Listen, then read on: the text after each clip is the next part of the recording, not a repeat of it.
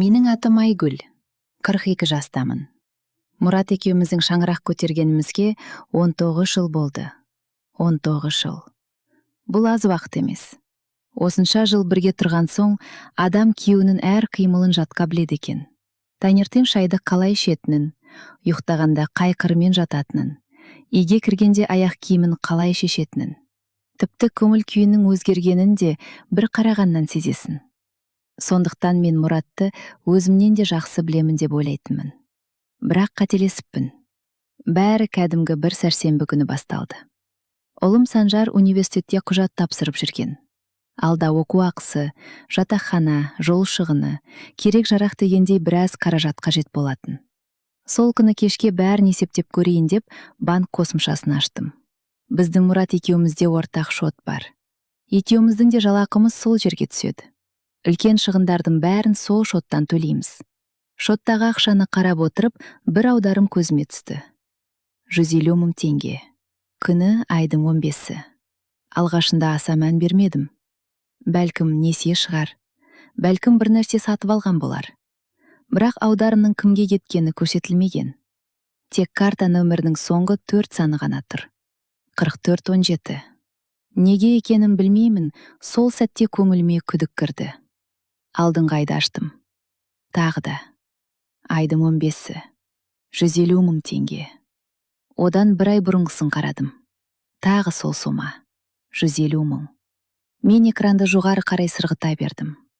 Маусым, мамыр, сәуір, наурыз, ақпан. Әр айдың 15-і. Әр жолы 150 мың теңге. Қолым бірте-бірте дірілдей бастады. 1 жыл. Толық 1 жыл бойы біздің ортақ шотымыздан ай сайын 150 мың теңге бір картаға аударылып отырған. Ал мен бұл туралы ештеңе білмеппін. Телефонды үстелдің үстіне қойдым. Асүйдегі сағаттың тықылдағаны анық естіледі. Терезенің сыртында бір бала доп теуіп жүр. Кәдімгі күн, кәдімгі кеш. Бірақ менің ішімде әлде бір нәрсе сынып кеткендей болды.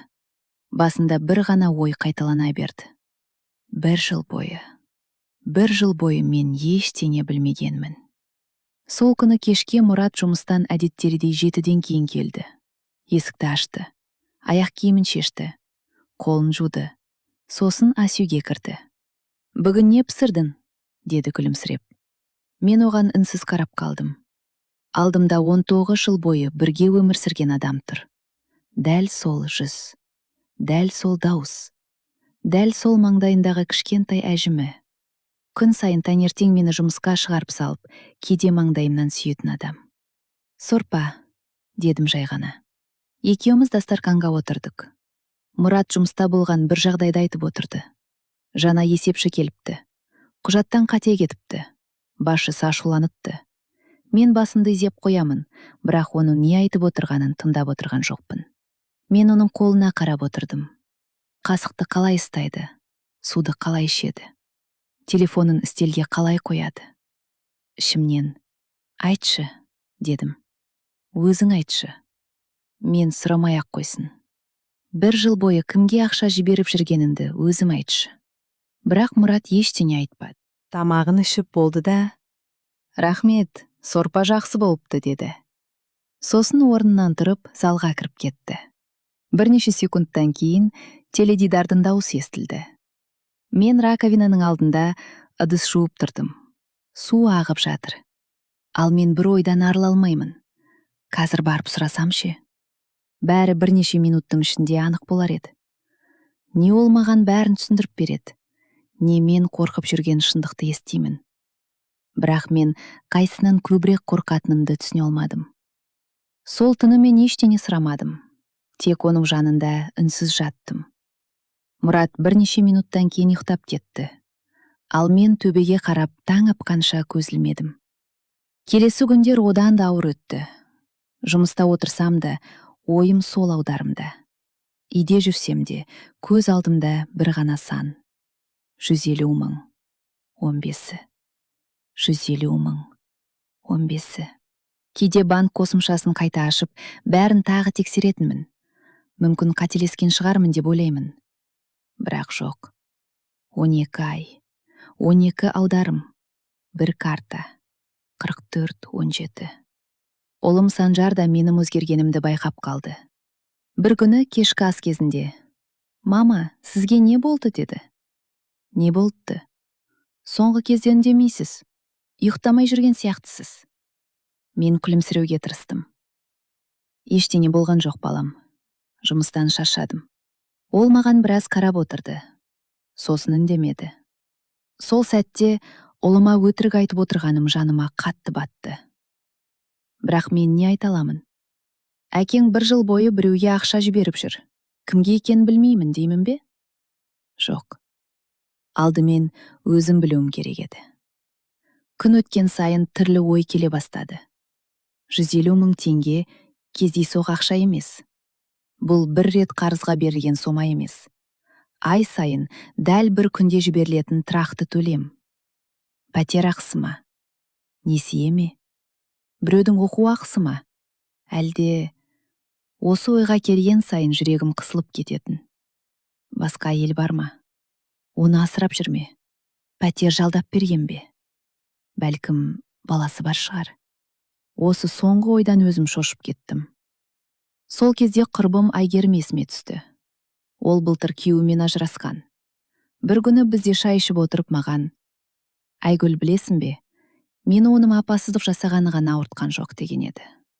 Мен: «Сонда не ауыртты?» деп сұрадым. Айгерім біраз үнсіз отырып: «Менің 1 жыл бойы ештеңе білмегенім» деді. 1 жыл бойы мен оған тамақ пісірдім, көйлегіні түктедім, күтіп отырдым. Ал ол сол уақытта басқа елдің үйіне барып жүрген. Сосын көзіне жас алып, өзімді ақымақ сезіндім деген. Сол кезде мен оның қолын ұстап: «Сен қайдан білесің? Сенің кінәң жоқ қой» деп жұбатқанмын. Енді дәл сол сөздерді өзіме айта алмай отырмын. Мен де сол әйелдің орнында отырмын ба? 19 жыл бірге тұрып, Мұраттың екінші өмірі барын байқамай қалғанмын ба? Күнтізбеге қарадым. Келесі 15-ші күн жақындап қалыпты. Сол сәтте бір шешімге келдім. Егер бұл аударым расымен тұрақты болса, 15 күні тағы ақша кетеді. Ал Мұрат дәл сол күні: «Түстен кейін жұмыстан ертерек шығамын.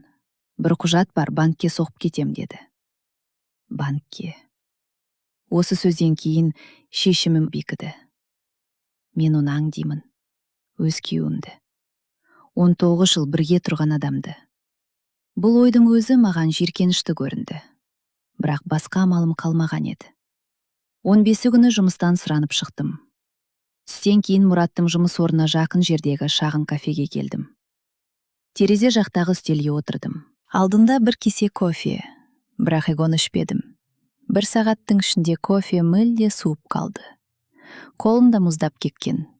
Алақанымды бір-біріне иіскеп қоямын. Өзіме өзім: «Айгүл, сен не істеп отырсың?» деймін. 42 жастағы әйелсің. Күйеуіңді аңдып отырсың, ұят емес пе? Бірақ екінші дауыс: «Егер сұрасаң, өтірік айту мүмкін. Өз көзіңмен көр». Сағат 3-тен бірнеше минут өткенде Мұрат ғимараттан шықты. Мен бірден тік отырдым. Ол жан-жағына қарады. Сосын көлігіне отырды. Мен кафеден шығып, жолдан такси тоқтаттым. «Ағай, анау ақ көлікті көрдіңіз бе?» дедім. Жүргізуші алға қарады. «Иә». Мен дауысымды бәсеңдетіп: «Соның артынан жүрмізші, бірақ жақындамай». Жүргізуші айнадан маған бір қарап алды. Не ойлағанын білмеймін. Бірақ ештеңе сұрамады. Тек «Жарайды» деді. Сол сәтте өзімді фильмдегі бір әйел секілді сезіндім. Бірақ бұл кино емес еді. Бұл менің өмірім. Мұрат қала орталығына қарай бармады. Банкке бұрылмады. Сауда орталығына да кірмеді. Көлігі біртіндеп қаланың солтүстік шетіне қарай бет алды. Маған таныс емес көшелер. Ескі үйлер. Ағаштары қалың аудан. Жол бойында адам аз. Жүрегім одан сайын дүрсілдей бастады. Қайда бара жатыр? Кімнің үйіне? Қазір бір әйелдің ауласына кірсе не істеймін? Таксиде отырып, саусақтарымды қатты қысып алғанымды кейін ғана байқадым. Шамамен 20 минуттан кейін Мұраттың көлігі баяулады. Ол жол жиегіне тоқтады. Мен алдыға қарадым. Алдымызда үлкен сұр ғимарат тұр екен. Ауласында биік ағаштар. Кіреберістің үстінде көк түсті жазу. Аурухана. Мен аптырап қалдым. Аурухана. Мұрат көліктен түсті. Артқы есікті ашты. Ішінен бір пакет алды. Пакеттің ішінен алма, апельсин, шырын көрінеді. Ол ауруханаға қарай жүрді. Мен: осы жерден тоқтай салыңызшы дедім. Ақысын төлеп таксиден түстім. Аяғым әлсіреп кеткендей. Мұрат аурухананың ішіне кірген жоқ. Есіктің алдында тоқтады. Телефонын шығарды. Біреуге қоңырау шалды. Мен ағаштардың көлеңкесімен жақынырақ бардым. Өзімді біреу байқап қалатындай қорқамын. 5 минуттай уақыт өтті. Сосын аурухананың есігі ашылды. Іштен бір қыз шықты. Жас. 20-дан енді асқан сияқты. Өте арық. Басына жұқа орамал тартқан. Үстінде көк түсті аурухана киімі. Сыртынан жеңіл күртеше жамылып алыпты. Мен бірден қатып қалдым. Осы ма? Қыз Мұратты көрді. Жүзінде бірден күлкі пайда болды. Ол Мұратқа қарай жүріп емес, жүгіріп барды. Ал Мұрат менің күйеуім. Қолын жайып, қызды құшақтап алды. Қатты құшақтады. Менің тынысым тоқтап қалғандай болды. Бірақ бұл еркек пен әйелдің құшағына ұқсамады. Басқаша еді. Мұрат қыздың басынан сипады. Қыз оның кеудесіне басын қойып бір нәрсе айтты. Сосын мен Мұраттың жүзін көрдім. Ол жылап тұр екен. Мен Мұратты 19 жыл ішінде бір-ақ рет жылағанын көргенмін. Әкесі қайтыс болған күні. Сол кезде ғана. Ал қазір ол аурухананың алдында бейтаныс жас қызды құшақтап тұрып жылап жатыр. Басымда жүздеген сұрақ пайда болды. Бұл кім? Неге Мұрат жылап тұр? Ай сайынғы ақша осы қызға келе ме? Ол оған кім? Бір сәтке орнымнан қозғала алмадым. Дәл сол уақытта қыз басын көтерді, жан-жағына қарады. Сосын мені көрді. Біздің көзіміз тиісті. Оның жүзіндегі күлкі бірден жоғалып кетті. Көзі үлкейіп кетті. Ол Мұраттың жеңінен ұстап мен тұрған жаққа қарады. Ерні қимылдады. Ара қашықтық алыс еді, дауысын ести алмадым. Бірақ айтқан сөзін ерінен анық оқыдым. Ол келді ме? Денемнен суық тер шықты. Ол дегені мен бе? Мұрат бірден бұрылды.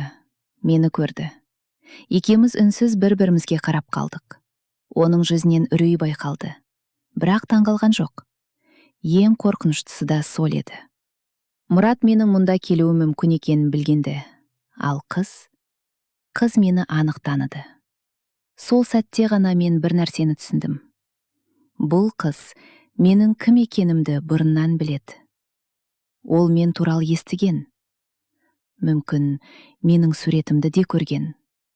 Ал мен оның бар екенін осыдан 5 минут бұрын ғана білдім. 1 жыл бойы біздің ортақ шотымыздан ақша кетіп отырған. 1 жыл бойы Мұрат осында келіп жүрген. 1 жыл бойы бұл қыз мен туралы білген. Ал мен өз үйімде, өз отбасында өмір сүріп жүріп, ештеңеден хабарсыз болғанын. Мұрат маған қарай бір қадам жасады. Айгүл. Мен қолымды көтердім. Жоқ. Даусым дірілдеп шықты. Ол тоқтады. Қыз екеуміз бір-бірімізге қарап тұрмыз. Менің ойымда бір ғана сұрақ еді. Бұл қыз саған кім? Бірақ сол сұрақты айтуға қорқып тұрдым. Өйткені жауабы менің 19 жылдығы өмірімді бір сәтте өзгертіп жіберетіндей сезілді. Ал мен ол кезде әлі бір нәрсені білмейтінмін. Мұраттың маған айтатын әңгімесі осыдан 1 жыл бұрын емес. Осыдан 20 жылдан астам уақыт бұрын басталған екен. Жалғасы бар. Мен сол сәтте Мұраттан бір ғана нәрсені білгім келді. Бұл қыз кім? Бірақ оның маған айтатын жауабы мүлде басқа жаққа апаратынын мен әлі білмедім. Ең таңғаларлығы, ауруханадағы сол қыз ғана емес еді. Мұраттың менен жасырып жүрген тағы бір сыры бар екен. Ал оны естігенде мен 19 жыл бірге тұрған адамымды шынымен таныдым ба деп алғаш рет күмәндандым. Екінші бөлім ертең шығады. Оқиғаның жалғасын өткізіп алмас үшін арнаға жазылып қойыңыз. Ал сіз қалай ойлайсыз? Мұрат Айгүлден нені жасырып жүр? Болжамыңызды пікірге жазыңыз.